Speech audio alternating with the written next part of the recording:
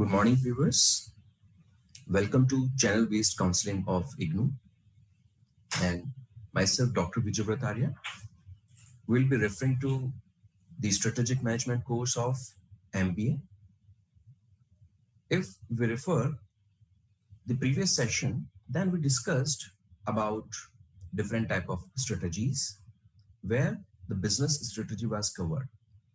In today's session, we will be covering the another two unit of block 3, that is formulation of a strategy, where we will be covering the competitive strategy and the corporate strategy. So within unit number 8, competitive strategy, the point of discussion today would be about the competitive strategy, the concept, the formulation of competitive strategy, wheels of competitive strategy, level of formulating competitive strategy, and different factors and parameters which are associated in terms of determining formulation of competitive strategy will also be covered. Framework for competitor analysis and the components will also be covered in this unit. Role of competitor analysis components and some other concepts and the types related to competitive moves will be covered. Key dimensions of competitive strategy, the concept of fragmented industries and emerging industries, along with different elements of structural environments in emerging industries will be discussed today. So let's begin with the concept of competitive strategy. Just to start about the concept of competitive strategy, you must have seen that companies or the corporates very frequently change their plans, maybe the pricing, maybe the product specific changes, maybe the market specific changes. So just try to imagine what is the idea behind it. It is the competitive strategy we are talking about. It means the competitive strategy defines how the firm intends to create and maintain a competitive advantage with respect to the competitors, so-called the rivals. Here, holding a competitive advantage over competitors means to be more profitable than competitors over the long run. Here, it again need to understand that the strategy and tactics somewhere need to be addressed, particularly addressing the competitive perspective or the market competitiveness. Subsequently, when we also refer the set of policies and procedures being followed by the rivals, so in that case, it give a kind of gains or uses to gain a competitive advantage to the firms. Therefore, in addition to that, it also make a kind of process of identifying and executing actions that allow a business to improve its competitive edge, or sometimes we call it as competitive position. As an example, we can take that strategies may be to raise the value of their products and services for consumers, maybe investors and employees. Now, we need to discuss the formulation of competitive strategy. And here, two major questions arise in the corporates. One is, what are the goals, which is the ends, the purpose for which the organizations are established. The second is the means, where we are talking about the policies. Here, what policies are there to achieve these ends, that is goals. So these two things need to be answered at the time of setting up of the formula for success, and therefore a wheel of competitive strategy need to be understood here, which has been floated, identified by Porter, which says, and which is also known as a broader view of an organization competitive strategy, where at the center you can see the goal of the institution, organization is there, which is aligned with around 10 such areas. Like it may include target markets, the marketing of the firm with respect to the products, including goods and services, the sales force, the way the sales will be initiated, specific policies to address the sales related issues, the distribution channel partners. Apart from that, the manufacturing practices, maybe what kind of techniques are being referred are considered here, the labor, the workforce we are talking about, which is again aligned with the goals. Then the procurement of the raw material or the other aspects which is considered within the purchasing, research and development for the betterment of the existing services or the products are come under this particular aspect. Then the finance and control as the major key for utilizing the resources. And last, the product aspect, the final product for the market. Now, when we refer this field, we further need to refer the level of formulating competitive strategy, where two aspects, one is the company, the corporation, position need to be understood, and at the same time, the position of the industry also need to be considered.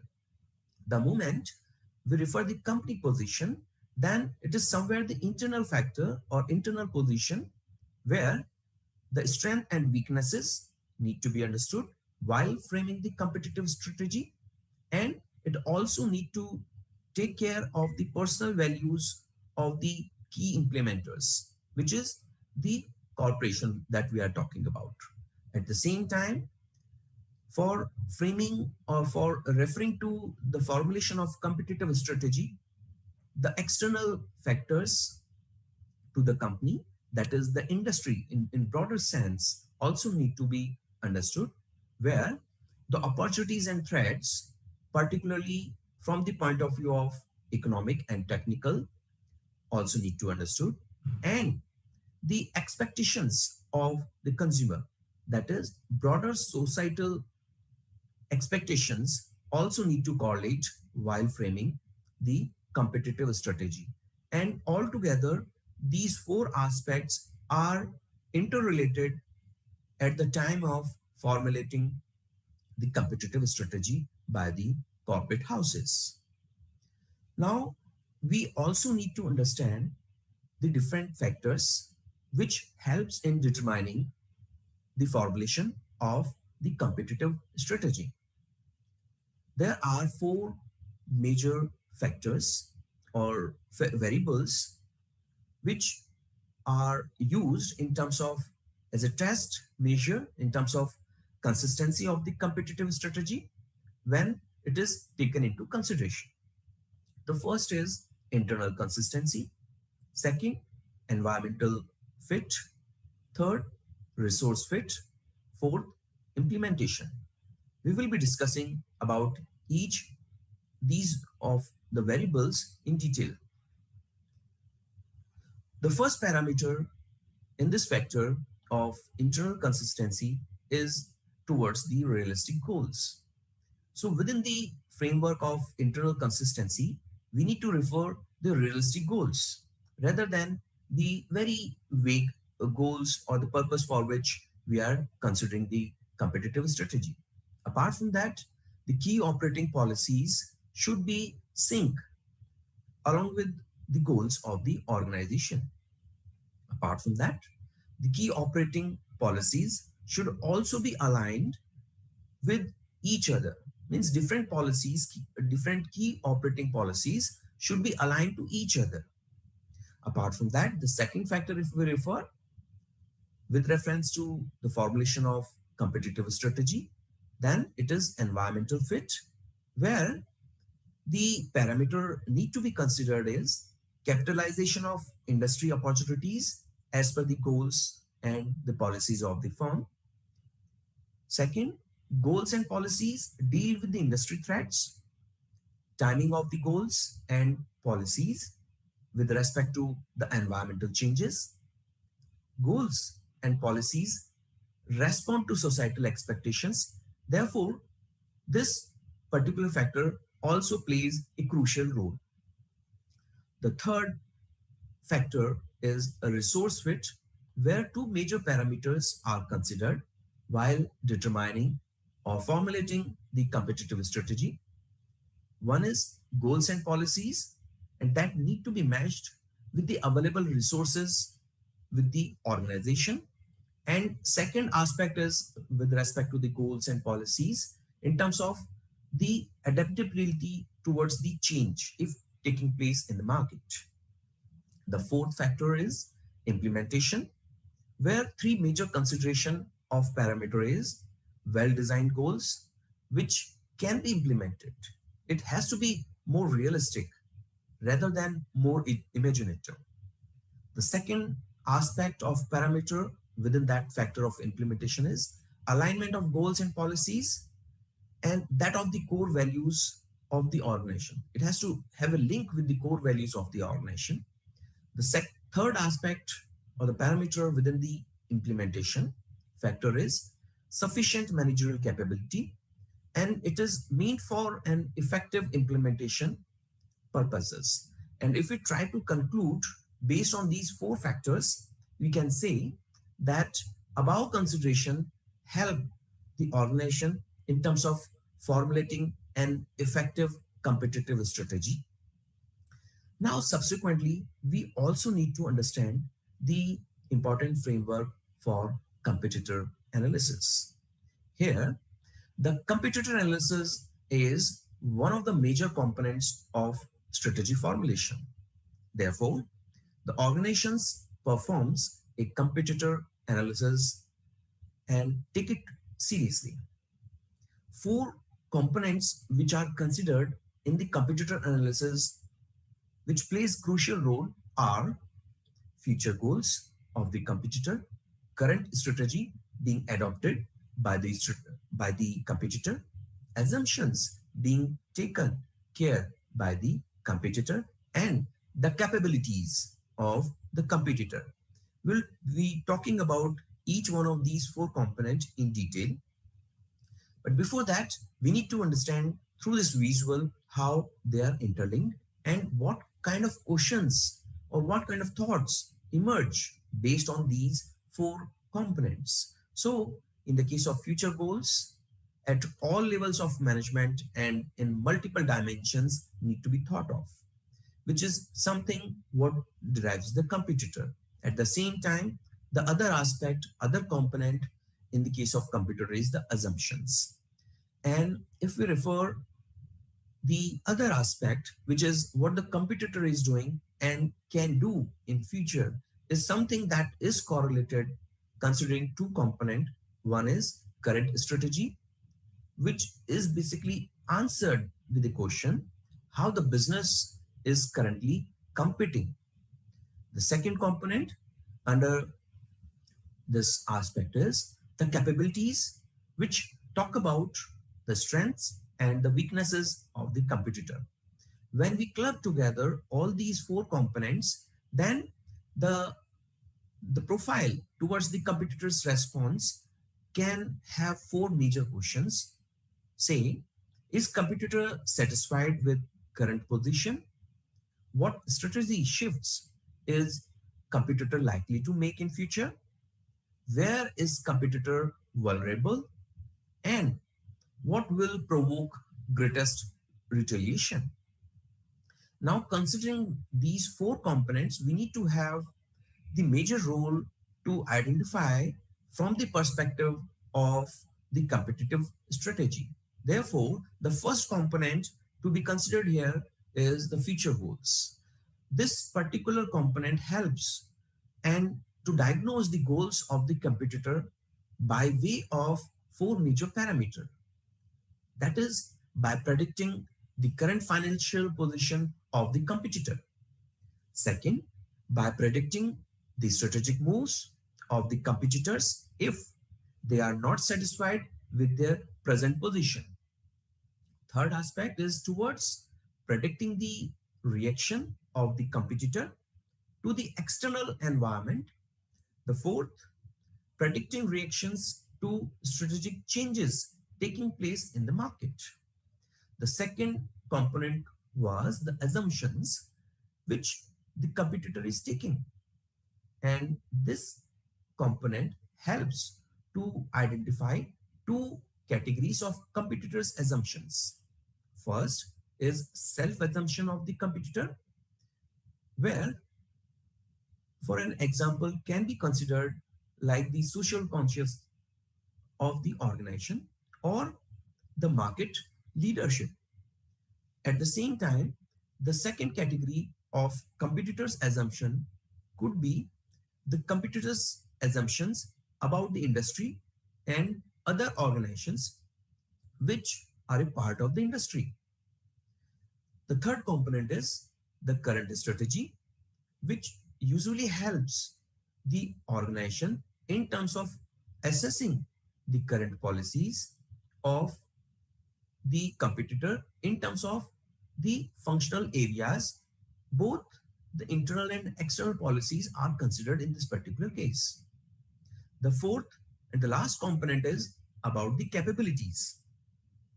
In this, the role of the competitive strategy is towards helping in assessing the competitor's strength and weaknesses using Porter's five forces model, which we have already discussed in the previous session, which talk about the threats of new entrants, threats of the substitute goods or the services, bargaining power of the supplier or the buyer, and the industry rivalry were the five major forces.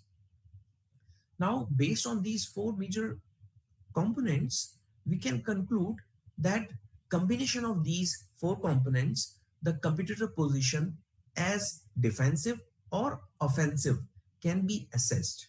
And accordingly, it can help us as an organization to predict the move to be made by the competitor. Here, it is very interesting that we need to understand the concept of the competitive move. Broadly speaking, a market-oriented action which is newly launched by a firm that threatens the demand oblique supply status quo of the market is somewhere addressed or considered as a competitive move. At the same time, an effective competitive move is one with a quick outcome that is favorable to the firm's interest and doesn't destabilize the industry or create a competitive war. Therefore, we subsequently need to understand two major types of competitive moves. First, one is cooperative move, or sometimes it is also termed as non-threatening move or the defensive competitive move. Here, the concept behind this cooperative move is that it doesn't threaten the competitors, and it has three major categories to be considered under this move. First, by improving the position of the organization along with the position of the competitor, even if they are not at par. The second type of category under cooperative move is that by way of improving the position of the organization along with the position of the competitors only if the significant number match. And the third type of category within this type of move is that by improving the position of the organization as the competitors are not able to match with them. The second type of competitive move is the threatening move, which is also known as the offensive competitive move, which actually threatens the competitors, which subsequently have three major means. First is the key to such type of move is predicting and influencing retaliation. The second aspect within threatening move is that retaliation can be fast or it can be slow, it can be effective or it can be ineffective, it can be tough or it can be soft too.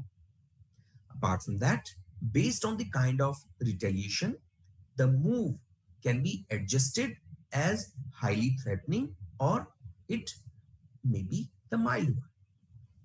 Now, based on these competitor move, we need to understand around 11 key dimensions of the competitive strategy. The first could be the specialization. Here, the specialization focuses on the efforts of the organization in specializing in terms of in teams of products, line, market segments, and niche markets. Second dimension could be branding, which focuses on the brand identification of the products, then on the competition through promotional techniques of the firm. Apart from that, the third dimension could be push or pull strategy, which focuses primarily on the degree to which brand identification can be done. And here it can be direct selling or it can be through the e-commerce or online selling means. Where if we further refer the push strategy, then it means involving pushing the product or brand to the target customers in a broader manner. But at the same time, if we refer the other aspect or the other type of strategy, it is pull strategy, where the customers are attracted towards the product by means of creating the brand image or maybe high level of promotion mix. Now, we further need to understand some more dimensions, that is the distribution channel, in terms of deciding about an appropriate distribution channel, whether it is company owned, retail outlet owned based, whether it is online platform based, or specialty outlets are part of the distribution channel. Apart from that, the other dimension could be related to the quality of product, where the focus is on the type of raw material, specifications, maybe the features, and all these help in terms of making a quality finished product for the firm. The other dimension towards the competitive strategy is technological leadership.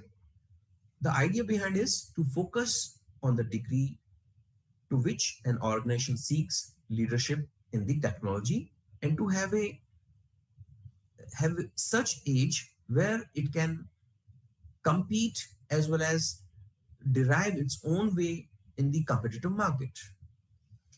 The other dimension of competitive strategy is the vertical integration, which is the degree to which the organization follows, whether it is forward or backward integration. Another dimension is cost positioning, which means the optimum utilization of the resources in terms of the cost is considered for competitive advantage. The next dimension is the services. It is the degree to which the organization provides ancillary services like in-house service network, maybe the credit, maybe after-sale services, maybe many more. The next dimension is the pricing policy, which describes the price position of the organization in the market. This is a distinct strategic variable and it should be considered separately. And the last but not the least is the leverage, which can include the financial, operational leverage, or maybe the combination of both. Now, based on it, we need to understand two major type of industries and the competitive strategy applicable to these type of industries. So first, we will be covering the fragmented industry concept, which is one in which many companies compete and there is no single or small group of companies which dominate the industry. It is also a kind of composition of organization which do not have a significant market share but can influence the industry strongly. It also consists of a large number of small and medium-sized organizations. The industries make the environment unique in the sense that they do not have market leaders.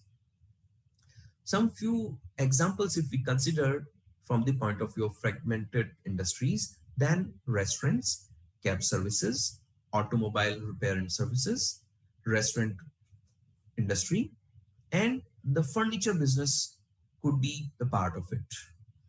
There are five major steps which are considered while referring or framing the competitive strategy, particularly in the case of fragmented industries.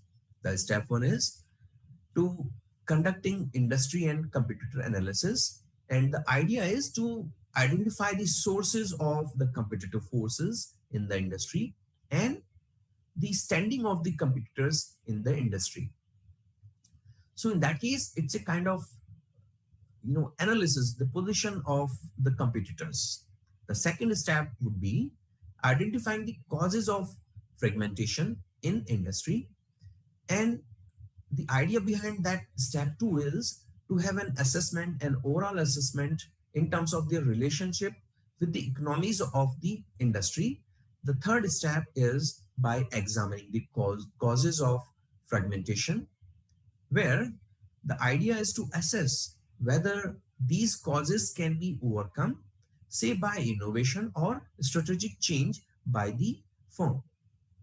The fourth step is by predicting the new structural equilibrium in the industry, which can be taken care by predicting whether the industry is able to give attractive returns or not. The fifth, the last step is coping the fragmentation, which means that needs to select the best alternative to deal with the present situation. Considering this fragmented industry concept, we also need to understand the concept of emerging industries. Here, an emerging industry is a group of companies in a line of business formed around a new product or idea that is in the early stages of development. An emerging industry typically consists of just a few companies and is often centered around new technology, since they are new or reformed due to emergence of socioeconomic developments, resulting in their main features that there are no specific rules of the game. There are very recently, you learners must have seen very new changes in the market, like the use of artificial intelligence, the use of robotics, maybe virtual reality based options in the retail and other sectors, online gaming options, self driving cars, maybe OTT platforms in the entertainment sector, and the biotechnology. So, all these areas are the example of the emerging industries. Now, if we refer the some of the prominent elements of structural environment in the case of emerging industries, then almost seven such elements we can visualize. One can be uncertain strategy, it can be high volatility, it can be nascent organizations and spin-offs, it can be fast first time buyers, shorter time period, subsidy, or maybe uncertain technological environment. Now, we further need to understand the kind of competitive strategies which can address these type of emerging industries situation. So for that, one such strategy could be the part of shaping industry structure. It can be taken care by setting the industry rules, by making appropriate strategic choices in the areas of pricing and marketing, or maybe some other correlated areas. The second way of competitive strategy in the case of emerging market or emerging industries could be externalities, or considering the externalities, where the organization should promote standardization and attract first time buyers so that they can be retained to the maximum extent for the respective firm. The third aspect of competitive strategy could be changing role of supply chain, where it should adapt to the changing conditions of its suppliers and distribution channel for a strategic leverage. And the last strategy could be shift of mobility barriers, where it should avoid common barriers, which can include proprietary technology, access to raw materials, and distribution channel. And it can also include the cost advantage occurring due to the expense curve and the risk. Now, we need to understand the corporate level strategy, which is the last unit of block 3. And within that, we will be covering these topics. Say, we need to understand within that corporate level strategy and different types of corporate strategy, the concept of stability strategy, conditions which favors stability strategy, four approaches to stability strategy, concept of expansion strategies, conditions for opting expansion strategies, intensification in expansion strategies, and solves product market expansion grid, and integration in expansion strategies, reasons which favors integration in expansion strategies, diversification and its types, related and unrelated diversification, alternative routes to diversification, and the concept of retrenchment strategies and its various types. So let's begin the term to discuss here, that is the corporate strategy concept. The case of corporate strategy is something which dominate the position or which helps in dominating the position of a corporate in the industry. Therefore, corporate strategies are concerned with the broad long-term questions that the firm asks, which is what businesses are we in and what do we want to do with these businesses. And therefore, the corporate strategies are sets the overall direction for the organization to follow. It also spells out the extent, pace, and timing of the organization's growth. It is mainly concerned with the choice of businesses, products, and markets. Here, some more questions need to be followed while referring to the corporate strategies, like what should be the nature and value of the organization in the broadest sense. Other could be what are the aims in terms of creating value for stakeholders? What kind of businesses should the organization be in? What should be the scope of activity? Whether divestment is required, whether expansion is required, what structure, systems, and processes will be necessary to link the various businesses to each other and to the corporate center, or maybe some more questions may be dealt here in terms of dealing with the corporate strategies or framing the corporate strategies. So broadly speaking, four major types of corporate strategies are considered. First is the stability strategies, which make which is used in a situation where which make no change to the organization's current position or activities, and it is the retention of the existing strategy.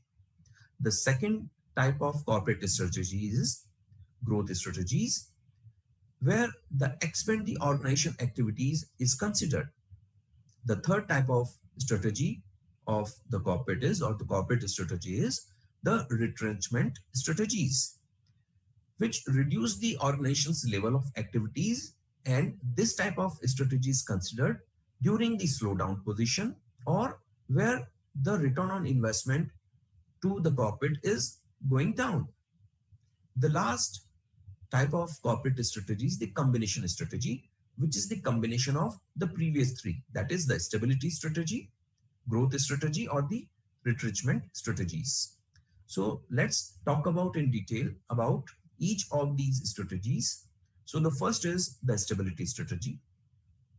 As discussed earlier, stability strategy means maintaining its current business and product portfolios by maintaining the existing level of effort and is satisfied with incremental growth.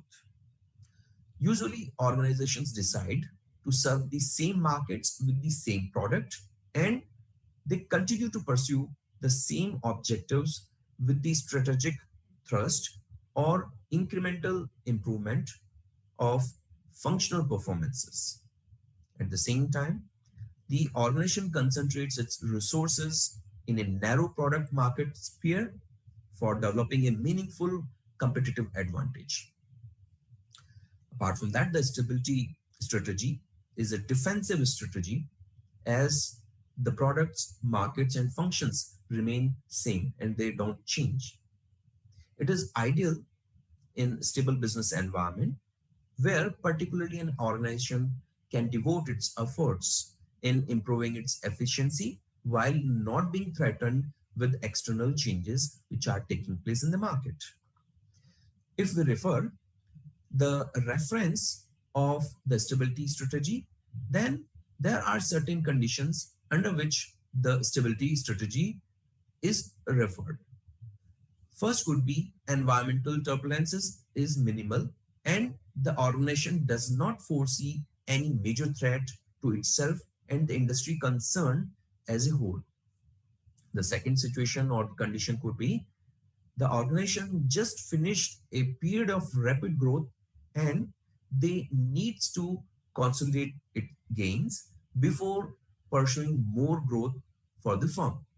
The third situation could be the organization's growth ambitions are very modest and it is content with incremental growth. The other condition could be for the stability strategy is that the industry is in a mature stage with a very few or no growth prospect and the organization is currently in a comfortable position in the industry itself. Now, there are four major approaches which are concerned while referring to the stability strategy. First is the holding strategy, which means the organization continues at its present rate of development. And in this particular approach, it suits to such organizations which does not have requisite resources to pursue increased growth for a longer period of time. The other type of approach towards the stability strategy is the stable growth. In this, the alternative essentially involves avoiding change, representing indecision, or timidity in making a choice for change. The third approach is harvesting strategy, where the organization has a dominant market share and they seeks to take advantage of their position, thereby generating cash for future business expansion. The fourth approach is important, that is profit or end game strategy, where the idea is that the organizations adopting this strategy by deciding to follow the same technology at least partially while transiting into new technological domains. So if we refer the other type of strategy, that is the expansion strategy. So the expansion strategy is a bit aggressive in nature and it is designed to allow organization to maintain its competitive position in rapidly growing national and international market. Therefore, they successfully compete, survive and flourish. An organization has to pursue an expansion strategy. And expansion strategy also provide a kind of blueprint for business organization in order to achieve their long-term growth objective, which are essentially linked with the goals as well as the policies that they are linked with it. It also allows them to maintain their competitive advantage even in the advanced stages of product and market evolution. Now, there are certain conditions that one need to understand in terms of opting out the expansion strategies, and these conditions are that organization having high growth objective. The second condition could be new opportunities in the present market, especially the external market. Market leader trying to continue being a market leader, volatile situation in the market, surplus resources available in the market, and maybe favorable regulatory environment. Apart from that, when we refer the expansion strategies, we also need to understand the concept of intensification. So, intensification involves expansion within the existing line of businesses, where the intensive expansion strategy involves safeguarding the present position and expanding in the current product market space to achieve a growth target. Such an approach is very useful for organizations that have not fully exploited the opportunities existing in their current product market domain. Here, the intensive expansion of an organization can be accomplished in three ways. One could be market penetration, second, market development, and product development, which can be easily understood with the help of a ENSOF product market expansion grid, which has been identified in 1968 by ENSOF, where two aspects, that is product and the market, has been linked or showcased through the linkages, where if you can see in the visual that the existing product and the existing market is something that the market is into the penetration mode, but at the same time, if there is a possibility of shifting of the existing product to the new product base within the existing market base, then it is termed as a kind of product development. But when the new market are explored, new market are targeted with the existing product, then in that case, it's a kind of market development phase. And in both these cases, where new market or new product is explored, it amount to a position of increase in the risk possibility. And ultimately, when the product is new and at the same time the market is new, so that situation is something, a situation of diversification. Now, based on it, we need to understand the concept of integration, particularly from the point of view of the expansion strategies, if we considering in the corporate strategy point of sight. So here, the integration strategy involves expanding externally by combining with other organizations. Here, the combination involves association and integration among different organizations and is essentially driven by a need for survival and also for the growth by building synergies. Here, the combination of organizations may take the merger or the consolidation. So these are the two ways, two routes through which the combination can take place. That merger means that combination of two or more concerns or the firms into one final entity. The merged concern go out of existence and their assets and liabilities are taken over by the acquiring organization. If we refer the other route of combination, that is the consolidation route, so it's a combination of two or more business units to form an entirely new organization. And all the original business entities cease to exist after the combination route.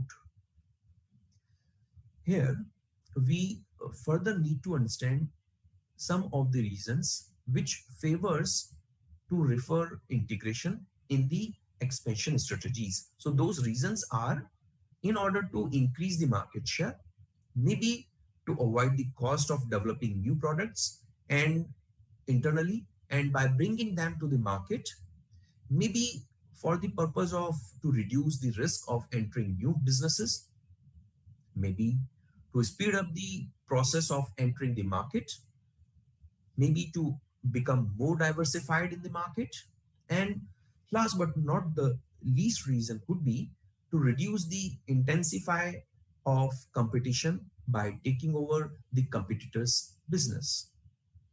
Here, we need to understand the concept of diversification from the point of view of the corporate strategy. It means the diversification involves moving into new lines of business.